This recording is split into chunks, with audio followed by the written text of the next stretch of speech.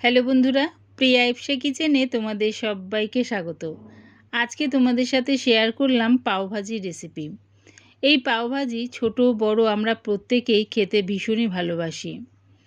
আমি এটা বাড়িতে রেস্টুরেন্ট স্টাইলে কিভাবে তৈরি করি সেটাই তোমাদের সাথে শেয়ার করলাম। রেসিপিটা ভালো লাগলে প্লিজ আমার চ্যানেলটিকে লাইক ও সাবস্ক্রাইব করে দিও। তবে দেখে নাও আমি এটা কেমনভাবে তৈরি করি।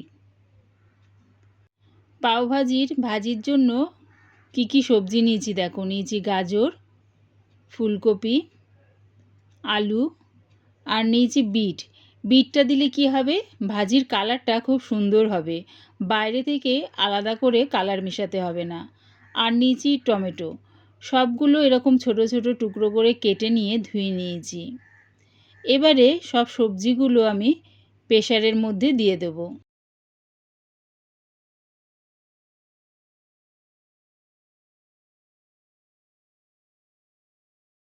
দিচ্ছি এবার সবজি সেদ্ধ হওয়ার জন্য বেশ খানিকটা জল, প্রায় এখানে 1.5 কাপ হবে।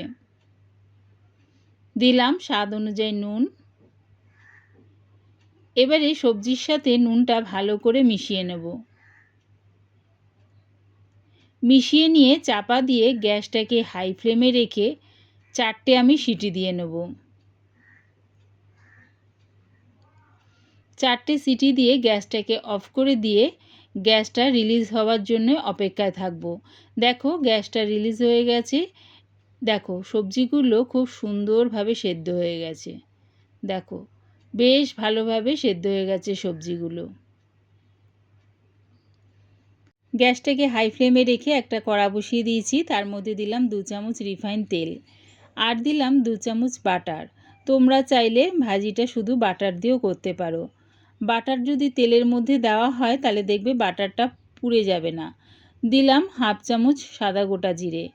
30 সেকেন্ডের জন্য সাদা গোটা জিরেটা ভেজে নিলাম। এবারে দিয়ে দিচ্ছি 1 চামচ পাওভাজি মশলা।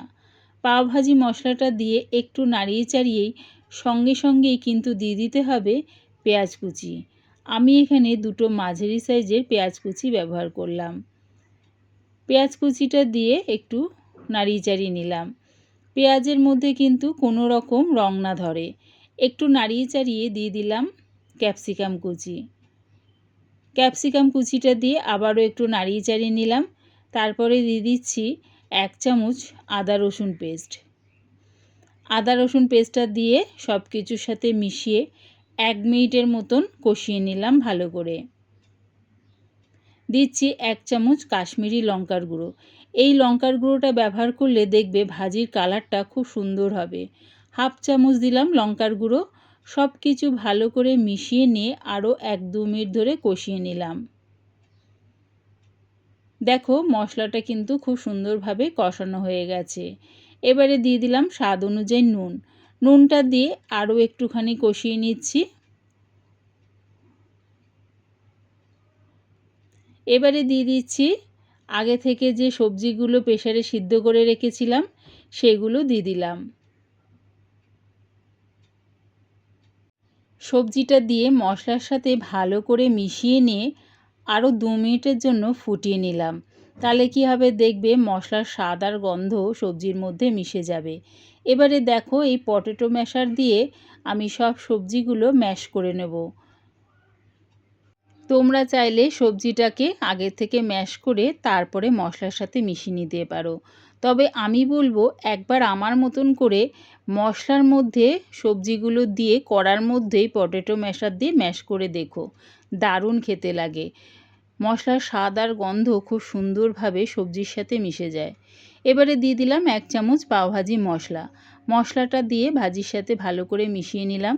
দেখো ভাজিটা কিন্তু এখনও বেশ ঘন আছে, তাই আমি একটু গরম জল দিয়ে পাতলা করে নিলাম।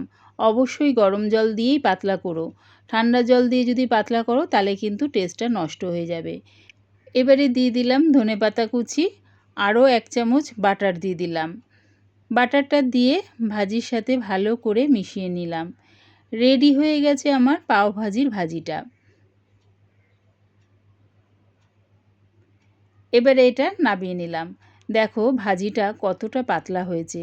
এই রকমভাবেই পাতলা করো। আর যদি দেখো ভাজিটা পরিবেশন করার আগে একটু ঘন হয়ে গেছে, তাহলে আবারও একটু গরম জল দিয়ে পাতলা করে নিতে পারো। এবারে পাউগুলো ভেজে নেব। 2 টুকরো পাউ নিয়ে নিলাম, ছুরির সাহায্যে অর্ধেক করে নিচ্ছি। গ্যাসটাকে মিডিয়ামে রেখে একটা তাওয়া বসিয়ে দিয়েছি, দিয়ে দিলাম ওর মধ্যে 1/2 চামচ বাটার। বাটারটা মেল্ট হয়ে গেলে দিয়ে দিচ্ছি ধনেপাতা কুচি, আর দিচ্ছি অল্প একটু ভাজি। ভাজিটা দিয়ে বাটারের সাথে ভালো করে মিশিয়ে নেব। এবারে পাউটাকে এর ওপর দিয়ে এপিট ওপিট করে সেঁকে নামিয়ে নেব। রেস্টুরেন্টে যখন পাওভাজি করে তখন ওরা কিন্তু একটা বড় তাওয়ার মধ্যে করে। ভাজিটাকে ওই তাওয়ার মধ্যে করে ভাজিটা সাইড করে তার ওপরেই পাউটাকে কিন্তু সেঁকে নেয়। ওই জন্য কিন্তু ওদের পাউটা খেতে ভীষণ ভালো লাগে। আমাদের কাছে বাড়িতে তো অত বড় তাওয়া থাকে না যে তার মধ্যে ভাজিটা করে তার মধ্যেই আবার পাউটাকে সেঁকে নেব। তাই আলাদা করে তাওয়ার মধ্যে একটু বাটার দিয়ে ধনেপাতা কুচি দিয়ে একটু ভাজি দিয়ে পাউটাকে যদি ওর মধ্যে সেঁকে নেওয়া যায়, দেখবে পুরো রেস্টুরেন্টের মতন খেতে লাগে। এবারে আমি প্লেটের মধ্যে দিয়ে দিলাম একটু পেঁয়াজ কুচি আর 1 টুকরো লেবু। রেডি হয়ে গেছে আমার পাওভাজি। একবার আমার মতন করে পাওভাজি বানিয়ে দেখো, দারুণ খেতে লাগে। আমার এই পুরো ভিডিওটা দেখার জন্যে প্রিয়া ইপসা কিচেনের থেকে তোমাদের সবাইকে অনেক ভালোবাসা রইল। রেসিপিটা ভালো লাগলে প্লিজ আমার চ্যানেলটিকে সাবস্ক্রাইব করে দিও।